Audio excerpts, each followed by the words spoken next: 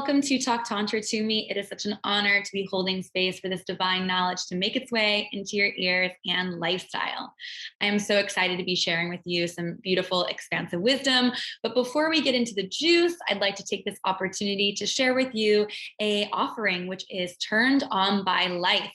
This is a self-paced online course you can start at any time, and it's there to take you from wanting, wishing, and waiting to turned on by life itself.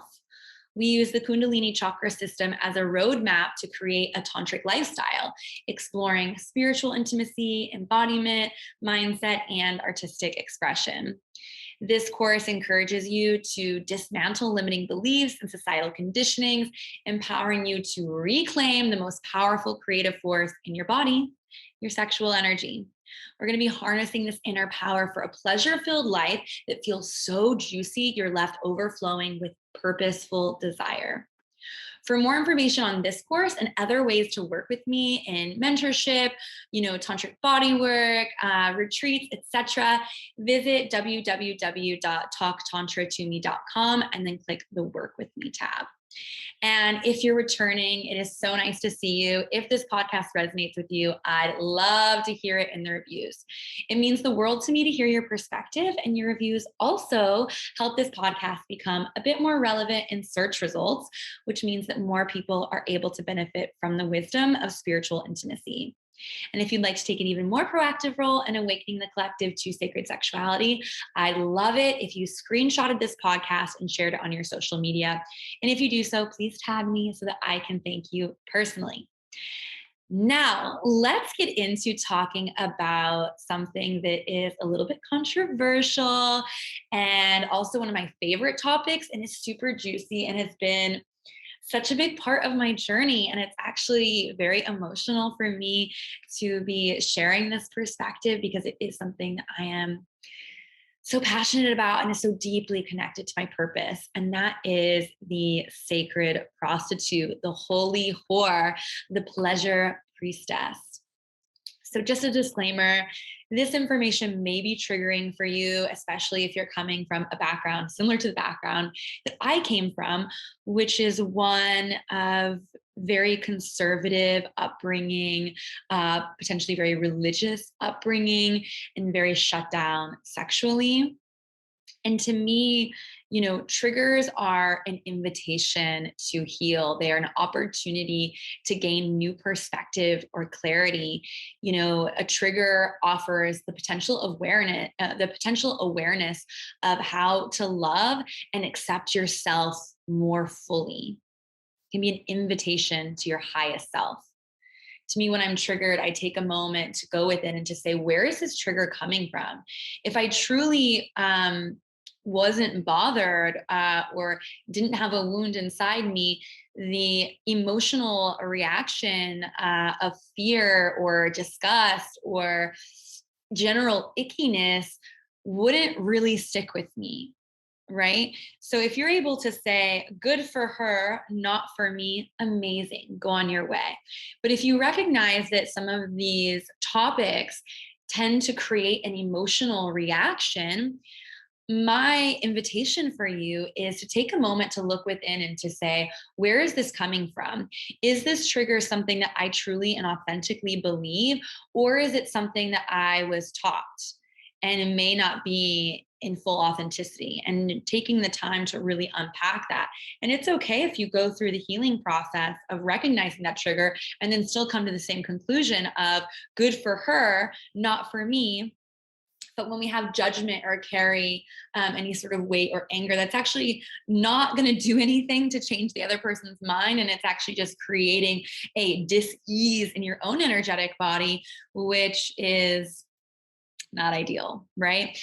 So let's get into this. So we have all of these really powerful archetypes of the divine feminine that are deeply celebrated in our society.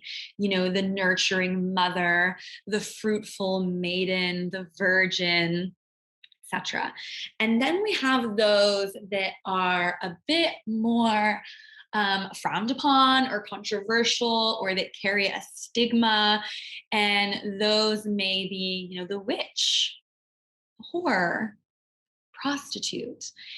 And it's really interesting because each of these words actually etymologically carry a much more expansive definition, which, for example, translate etymologically, the root of the word means wise woman. Wise woman. Whore etymologically means holy woman. Prostitute is one who prostrates or lays down at the altar. Whether she's laying down at the altar to pray or to have sex, who's to say? Maybe they're the same thing. And that is one of the things that I am inviting you to explore in this episode. And what has happened to these words? What has happened? We'll get a little deeper into, some of the divine feminine pieces here. Friday the 13th, another day that is shrouded in fear and, false shadow and spookiness, right? And we're very conditioned to be expecting bad things to happen on that day, right? And in ancient times, this was not the case. Friday the 13th was a deeply celebrated day because in ancient times, the number 13 was actually associated with the divine feminine. Why? Because there were 13 moon cycles in a year. And women are innately connected to the moon because we also have 13 menstrual or moon cycles in a year. So the 13 moon cycles were deeply associated with this incredible feminine cyclical nature. Okay. And Friday is associated, the word Friday comes from the goddess Freya. Freya is the goddess of love. In French, we have the word vendredi. Vendredi means Friday in French. And vendredi is associated with Venus. Vendredi, Venus. They have the same first three letters. And Venus, as we know more so than Freya often, is also the goddess of love. So in ancient times, Friday was all about expressing femininity and love and sensuality. It was a super lucky day. 13 was a lucky number. Friday was a juicy, incredible day to express your love. So what fucking happened? What happened? Why is the witch now this haggard, old, scary woman? Why is the whore this woman that was degrading and disgusting and selling herself and it's bad? And why is Friday the 13th a spooky, scary day? Patriarchy. Patriarchy, Christianity, capitalism all comes around and mucks it up. It is my belief that these institutions that were run primarily by fearful men saw how powerful people were, especially women, when they were in their full expression, including their sexuality. This energy, this erotic energy, is the most powerful energy in our bodies. It is life force.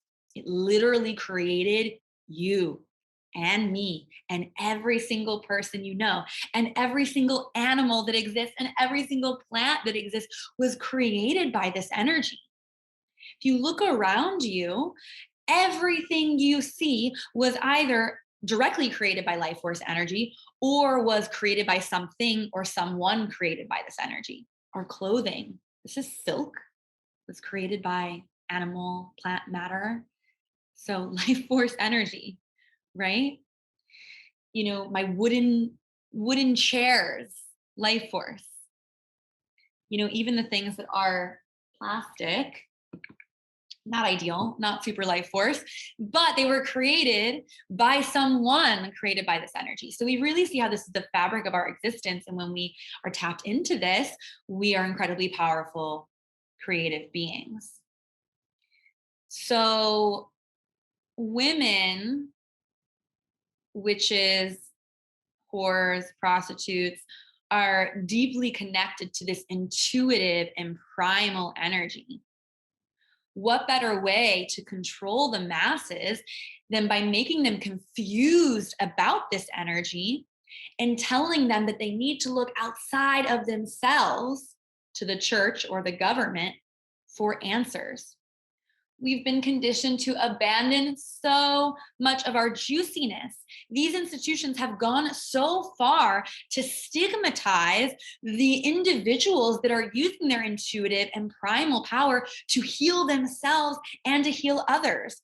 Witches are like making potions and using it to cure people. And that's bad and wrong, because if you're going to the woman who is using her intuition to think like, I feel like this plant might help with this or that, then they're not going to go to the church and pay the money to get the answers or the blessing from the priest, right? So it's time to reclaim this. There's so much power in the darkness we've been told to be afraid of. Our primal, seductive, and intuitive side is where our life force resides. This is our nature. And to understand the sacredness of our sexuality, of our eroticism, we need to look at it from the context of living closely in harmony with nature. And many ancient societies were like this.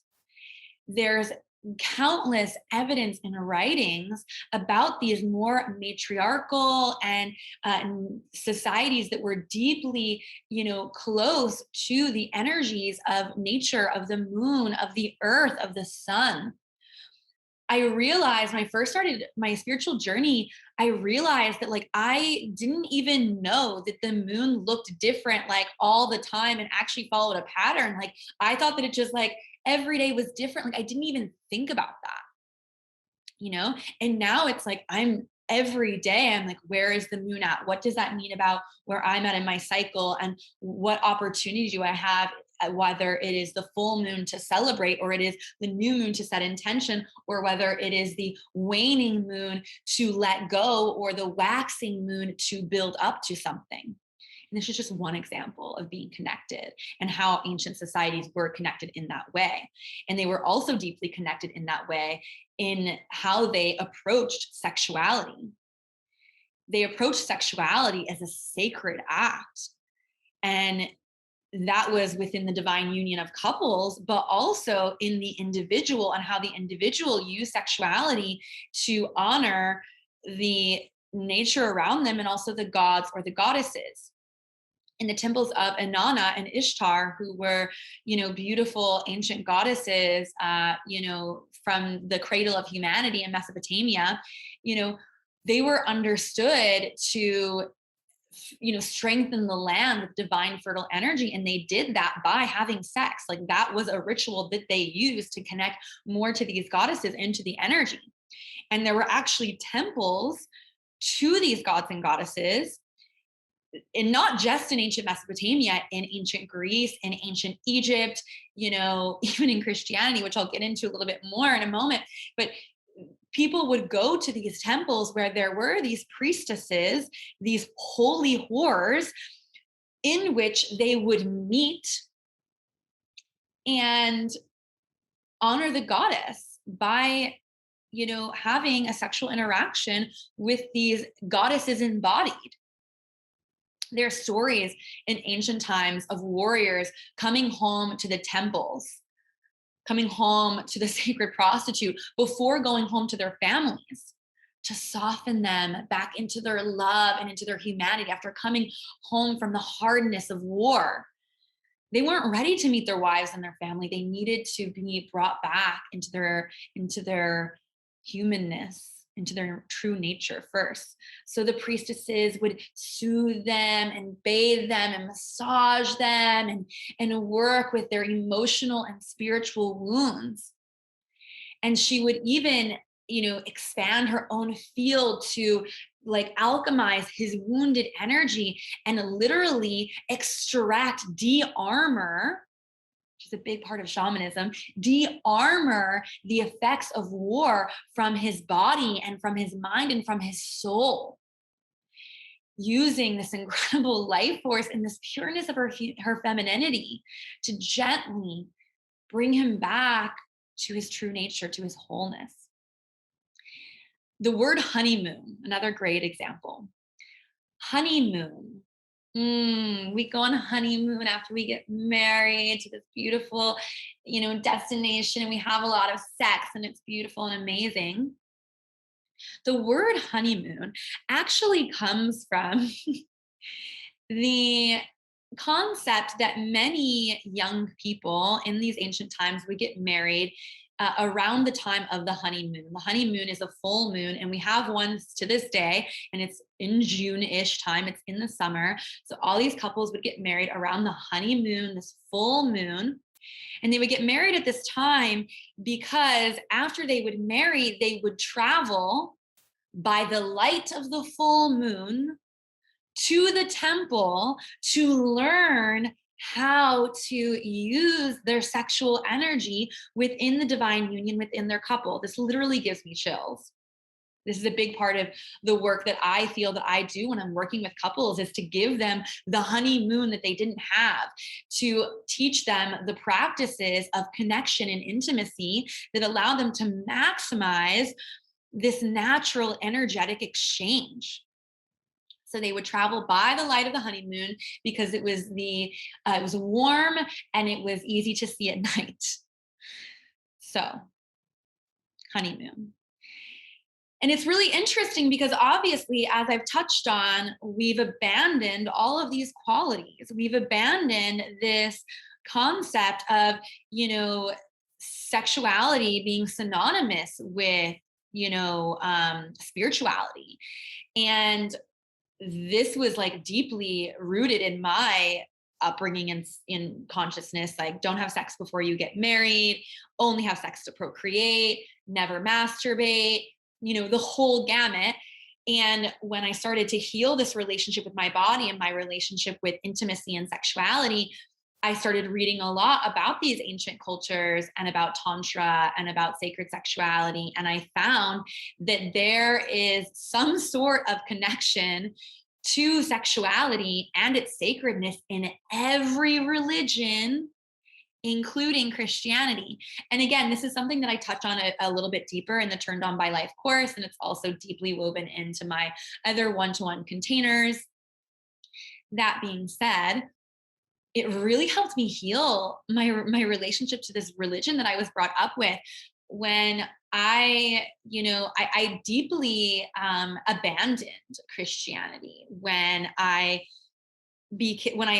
even being like a young girl. I remember going to church and thinking, this is in so much contradiction. Like, don't judge people, and yet we're going to judge people for having sex before marriage. We're going to judge people for this or that. And it just didn't align. And so I was very skeptical of religion, even from a young age. And by the time I was in my late teens and early 20s, I was completely like, religion is absolute bullshit. I want nothing to do with it. And as I slowly started to heal my relationship with my sexuality, it actually brought me closer to Christianity, because I started to learn about the true story of Mary Magdalene and Jesus. Mary Magdalene, we're told in the Bible, is a prostitute. That's not like, they actually, not only do they not try to hide the fact that she was a prostitute, they actually use it as a way to discredit her. In the Bible that was written or rewritten around the year 300 AD after Christ, there was an event called the Council of Nicaea. And in this event, all of the world leaders and the main power players and the religious authorities of those times met and essentially rewrote the Bible and decided what would go in it and what wouldn't. And guess what didn't go in it was the Gospels of Mary Magdalene and any of the other Gospels that were truly empowering to people at that time. And they rewrote the other Gospels to disempower, to make us afraid of sexuality, of our own, innate juiciness. So that being said, when I learned the true story of Mary Magdalene, in that she was trained in the sex magic of Isis, in the temples of Egypt, in these ancient healing, these ancient practices that taught women how to use their sexuality as a way to heal, as a way to manifest, as a way to create longevity and expansiveness in their experience. So Mary Magdalene was a prostitute. She was trained. Does that mean that she was selling her body or herself? I don't really know. No one really knows, but she was a holy woman that laid down at the altar and prayed, as the word prostitute, to prostrate, to lay down at the altar, insinuates. And there's an incredible book called The Magdalene Manuscript, changed my life, and is one of, like, was a key piece in me stepping into this as my purpose, as me stepping into the pleasure priestess role. So I highly recommend you read that if you're interested in learning more about the Christian perspective on sacred sexuality. So this is like a really beautiful moment to reclaim that. And I highly recommend that you read this book. And it also talks a lot about her relationship with Jesus and how she was just as powerful as him, and if not, was actually the one that initiated him into his greatness. So let's talk a little bit more about sex and how it can be so healing. When you have authentic, connected, truly vulnerable sex, it can be so healing. And I'm sure some of you listening have experienced this, and I'm sure many of you that are listening have yet to experience this. And I'm want to invite you to use this as an opportunity to set the intention to have this, because if you haven't experienced this yet, I want you to know that you are totally capable, and it is inevitable that you will have this experience, especially if you are exposing yourself to this content and working through your blocks. This is your true nature. Your true nature is to have deeply healing, empowering sex. That is what you were born into this earth with, that capability. What is keeping you from having that is all of the conditioning and the fear and the shame and the story and the trauma. So what gets to happen is you heal that, you get to your pure essence, and then it just starts to naturally happen. You start to naturally have this more connected, healing experience with sex, because it's not about like building that, it's about letting go of the other stuff. And for me, like, the experience of orgasm and the experience of sacred sex has deeply there's so much here. There's so much here, and it's so beautiful. But it's allowed me to come home to my true essence. It has allowed me to become more deeply connected to my intuition, to initiate myself into my higher self, to become empowered in my purpose, to heal my relationships with my lovers, my family, to call in partners that are actually able to meet me in that way as well. The benefits touch literally every part of your life, because this energy literally touches every part of your life. So, I'll even go as far as to say, when I'm sick or have a headache, I'm notorious for being the one to ask my partner to have sex with me, because I feel, and I have evidence that when I work with this energy, I actually get better faster. Like, I'll have a headache and be like, let's have sex, and my headache will be gone by the end of it. Right? Or other sicknesses too. I've used sex as a way to, and both with self-pleasure and with partners, as a way to manifest, a healthier relationship with my body, to work with healing things like IBS or, other inflammatory issues. So the benefits are out, way and beyond this episode. And there's tons of other content on this podcast, including Sex Magic 101, which is the first episode of this podcast, and many more. There's ones about calling in abundance and, sexual shadow work, all the things. You'll find it if you're looking for it. So what is actually happening during sexual acts is your life force is turned on to move through your energy system and body to heal. It's literally that energy at the base of your spine is going through your energetic body and clearing dis-ease in your energetic body. And we know that dis-ease is what creates physical disease in the body. So we're having a full integration of the spiritual and energetics with the physical and the sexual body. So You can do this on your own. You can do this with self-pleasure. You can do this with a partner, or you can do it professionally. You can go to a professional and seek out this work, and you can take it on as your sacred purpose, which is something that I've done. If you're looking to find a professional to work with to help you with this process, it is something that I do. Again, go to www.talktantra2me.com/work with me. If you're not in Austin, which is where I'm based, I do some virtual work, and I also travel for this work as well. And I'm happy to talk with you about how you can get me to you. Or you can visit sacredarrows.com, which is an incredible website that has listings of sacred sexuality practitioners all over the world. So when I stepped into this path, I had like quite a bit of a curve in owning who I really was. And I want to share with you a definition that I've created. Because when I first stepped into this, I thought, am I doing sex work? This is bad. Ooh, crunchy. Don't want to call myself that. And I didn't for a very long time. But now I have a new definition for a sex worker. Sex worker is one who is on a sacred path, honoring the healing and expansive nature of erotic energy and intimacy. It is a devotion to empowering others by holding space for their full expression of their divinity and their humanity. When I first started healing others using sacred intimacy, I was terrified to tell the people closest to me, let alone social media or having a podcast, which I now obviously have. I didn't tell anyone what I was doing for like at least 6 months. And even then I remember calling my friend and being like, I have something to tell you. I'm working with this Tantra thing. And I didn't even tell them like the whole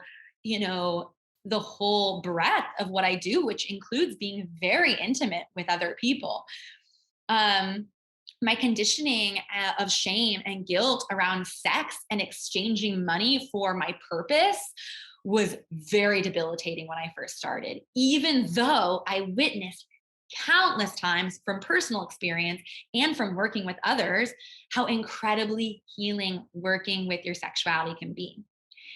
And then I started talking with friends and family, and it was very clear that what I was doing wasn't, by definition, the sex work that people think of. And how I guide my mentees or my initiates, is not traditional sex work. I don't offer full union, penetrative penis and vagina sex, but there is sexuality moving, there is eroticism, there is healing, it is expansive, it is fun, there is nudity, there is sexual touching, there's all sorts of ways that we work with this. We work with it in a way that I give people pleasure rituals, and I have nothing to do with that experience with them. I have containers where I'm fully clothed the entire time. I have group containers where everyone's a stranger. Like, there's no right or wrong way to work in this space. And there's so many ways to work in this space. It's really fun because you get to find what works for you. And that's really what Tantra is about to me. So times are changing, systems are crumbling, and this is what sex work gets to look like as we transcend into higher states of consciousness. We're removing shame, we're removing guilt, we're living in our highest love and truth, and this allows us to heal our sexual trauma instead of repeating the patterns that keep us intimately blocked. So I'm proud to say, my name is Leola, and I'm a sex worker. And I don't work in the way that other people that may identify themselves as sex worker do, but I do work with sexual energy. And I also want to say that there's nothing wrong with like exchanging money for sex or identifying as a sex worker that's not incorporating consciously the sacred elements of this work. To me, just providing like nurturing touch and connection is deeply healing, and that in of itself is sacred, even if you're someone that is on a website where anyone can find you and book time with you. which is very differently than the way I work, which is one in which there's quite a deep screening process. But I want to validate that that is also deeply needed and also deeply healing. And you get to find, if you decide that you want to work in this space, you get to decide what that looks like for you, what your boundaries are, and how you want to choose your clients and how you want to call in those soulmate clients. So if you're interested in stepping into this work, I do offer business magnetism mentorship. This is for individuals who are interested in any kind of, stepping into their sacred purpose. Maybe you already have a business or you're already working in this space, but want to learn how to do it more effectively so that you are, feeling really confident in it, as well as feeling abundantly, rewarded and aligned for doing so. So if you're interested in working with me in that space, a 1-month mentorship includes 1 call per month in which we're doing a lot of strategy and embodiment, healing the receiving wound, and empowering yourself to believe in what you're doing and the offering that you have for this world, because we need your gifts. We need your light. We need as many awakened and expansive souls as possible to step into leadership in this way. The month also includes tailored practices to help you heal the receiving wound. So I offer you lots of integration and unlimited consulting via text and voice notes. So what I love about this, especially in terms of business, is business moves really fast. So to have to wait for your next call with me is a little crunchy. So you're able to voice note me and I'll get back to you within 24 hours to give you the advice that you need to move forward. And I also offer unlimited feedback on offers and marketing materials, suggestions for growth, etc. So this is a really incredible opportunity. I'm loving this new offering and I highly encourage you to check it out, regardless of if you're looking to step into maybe a tantrika or sacred sexuality practitioner, coach role, or if it's some other way of working in your purpose. So that being said, a great way to get started as well, if you're not really sure and you want to learn about more ways to work in this space, I have a couple of book recommendations. Healers on the Edge, number 1, Reclaiming Arrows, number 2, and Sex Shamans, number 3. So definitely check out those books as well if you just want to get a little taste. And when you're ready to go deeper into the juiciness, contact me. I'll be your mentor. I'll be your guide. I'll help you step into this with so much more confidence than what I had in the beginning. When I first started, I had no mentor. I had no, I was very much in the dark, and it took me a long time to fully claim what I was doing and to do it well and to also do it safely. And since then, I have hired and invested tens of thousands of dollars in this space. And to me, that's been so much more fun. Like, I was able to move through it on my own, but I made a lot of mistakes, and I also was very confused, and I had a lot of shame and guilt and fear around what I was doing. And I wanted the fun. Like, it's so much more fun to work with someone, to have a personal cheerleader to motivate you and hold you accountable for bringing your medicine into the world. So that being said, I want to express my gratitude to you, the listener. Thank you once more for opening yourself up to the idea of sacred sexuality. With so much gratitude and love, have a sexy and spiritual day, and I'll catch you next week on Talk Tantra to Me. Ta-ta.